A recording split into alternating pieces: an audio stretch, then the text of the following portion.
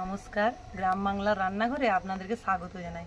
আজকে আমি বানাতে চলেছি অরিও বিস্কুটের কেক। কেক বানানো অনেক কঠিন কাজ হলেও আপনাদেরকে সহজ পদ্ধতিতে আজ করে দেখাবো। তাহলে চলুন শুরু করা যাক।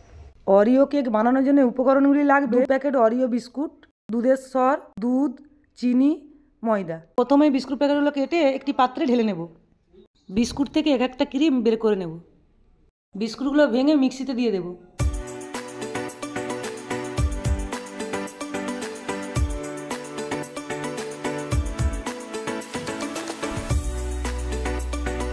এবারে গুঁড়ো করে নেব।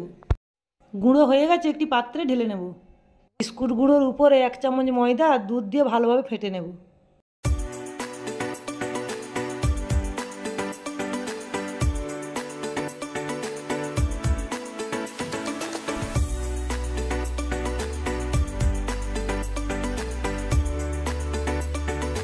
এক চামচ চিনি গুঁড়ো, 1 চামচ বেকিং পাউডার দিয়ে ভালোভাবে ফেটে নেব।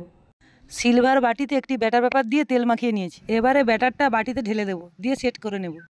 এবারে উনুনটা ধরিয়ে নেব। এবারে উনুনে লোহার কড়াটা বসিয়ে দেব। লোহার কড়ার ভেতরে একটি স্ট্যান্ড বসিয়ে দেব।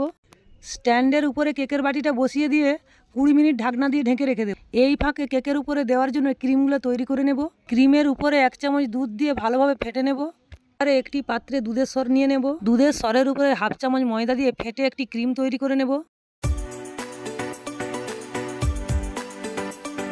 একটি গ্লাস নিয়ে পেপার দিয়ে দুধের সরের ক্রিমটা ঢেলে দেবো। 20 মিনিট পর ঢাকনা খুলে কেকের পাত্রটা নামিয়ে নেব। একটি পাত্রে কেকের বাটিটা উল্টে দেব, দিয়ে পেপারটা ছাড়িয়ে নেব। বিস্কুটের ক্রিমটা কেকের সাইডে লাগিয়ে দেব।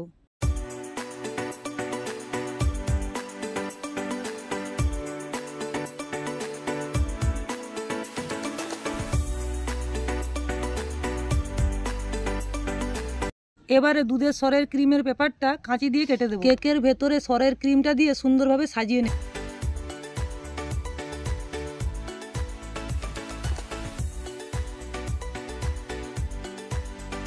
দেখুন অরিও বিস্কুটের কেকটা কত সুন্দর হয়েছে। এইরকম আরও নতুন নতুন রেসিপি পেতে চ্যানেলটিকে সাবস্ক্রাইব করবেন। ধন্যবাদ, ভালো থাকবেন।